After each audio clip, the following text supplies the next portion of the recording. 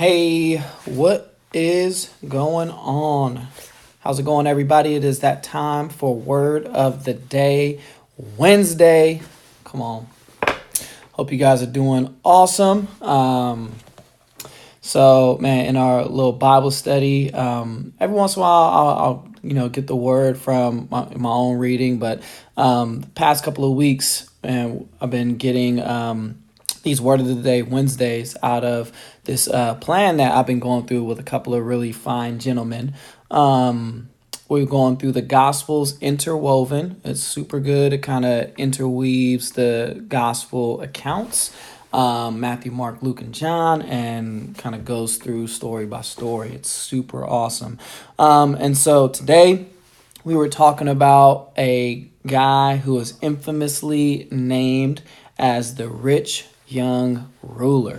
Okay, so that's what we know about him. He's rich, man. He's young and a ruler.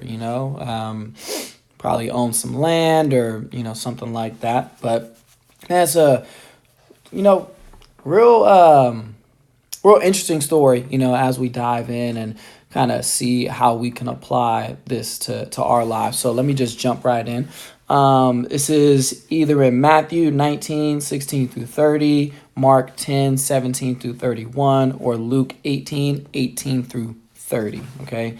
So it says, as Jesus started on his way, a certain ruler came up to him and fell on his knees before him.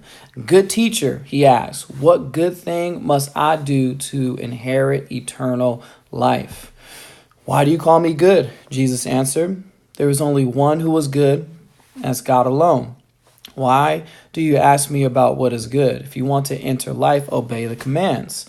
Which ones? The man requires. He always trying to look for a shortcut, okay, out of those commands, which ones are the most important?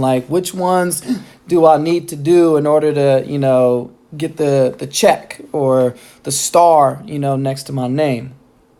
Jesus replied, you know the commands: do not murder, do not commit adultery, do not steal, do not give false testimony, do not defraud, honor your father and mother, and love your neighbor as yourself.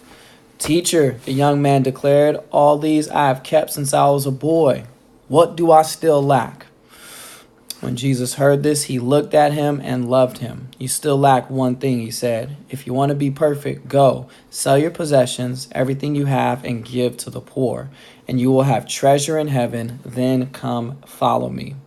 When he heard this, the young man's face fell. He went away very sad because he was a man of great wealth. Okay?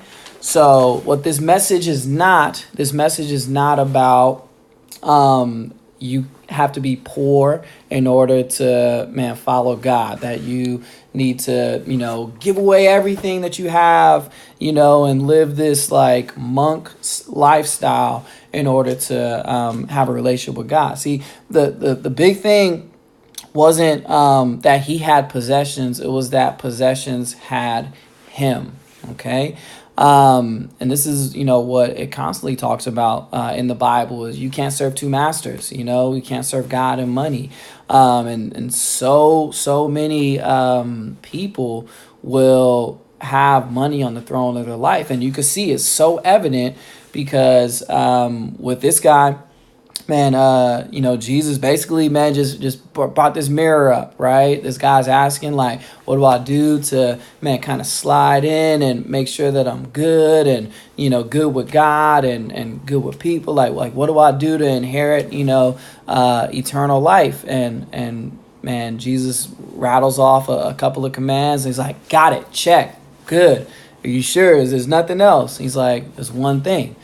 And that one thing may be different for each and every one of us. Ultimately we got to, come face to face with Jesus and really see that mirror.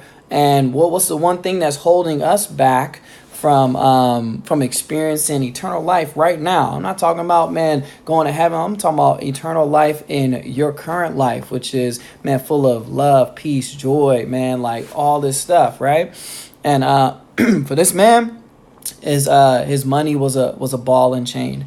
And immediately when Jesus pointed that thing out, his face fell. And he had this amazing opportunity. I mean, think about this, like, he was Jesus was obviously famous. The guy started off in the story, man, running up to him, falling at his knees. Like, it wasn't like, oh, Jesus wasn't well known at this point. Like, this was like, man, this guy's the Messiah. He's like big time.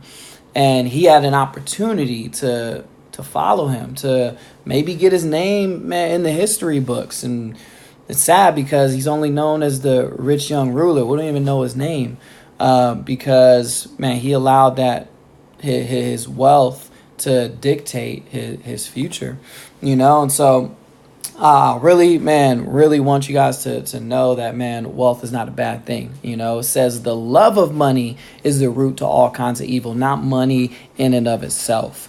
And it's when that money steps on the throne of your life. It's when that money takes over, and every single one of your decisions is made based off of that, rather than, man, being based off of, man, how do I, man, follow God? How do I, man, love people and everything?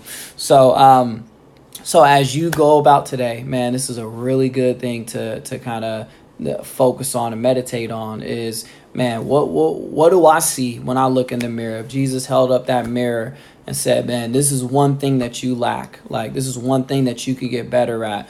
What is that for you? Okay. And with this guy, his face fell because he's like, man, there's no way that I can, do what you're asking. Man, if that thing is pointed out, well, what is your reaction going to be? Okay, so I just want to give you guys some food for thought on this Word of the Day Wednesday. Super excited that you guys would join me. Go ahead and give me a like and a share. And you could go ahead and subscribe to my YouTube channel, which I'll be posting later on today. All right, have a good one.